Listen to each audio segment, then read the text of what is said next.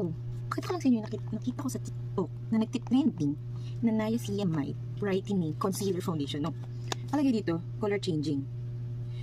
Avoid clogging pores and irritation, long-lasting wear, and reduce risk of allergies. So, pwede to kahit sa anong skin type. No? Sabi dito. Okay, so, color changing. Nakaka-curious. Okay, apply nga natin. Yan, yun yung medyo... Eh!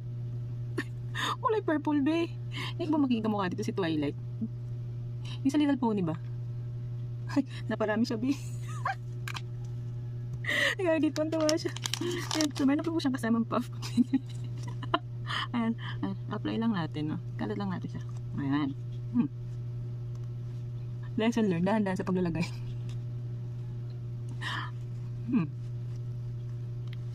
Ay, wow, may brightening effect nga. Okay, so, time check pala, it's 3:32 AM. So, nakashift po ako ngayon. Ayan. Hala, yun nakasanayan mong concealer, diba? Yung mga brown, beige, white, something like that na malapit sa skin color. Pero to violet, purple. Akala ko purple ako eh. Wow.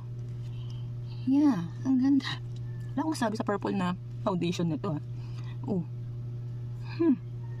Ang ganda, di. Oh. Yan. May brightening effect na.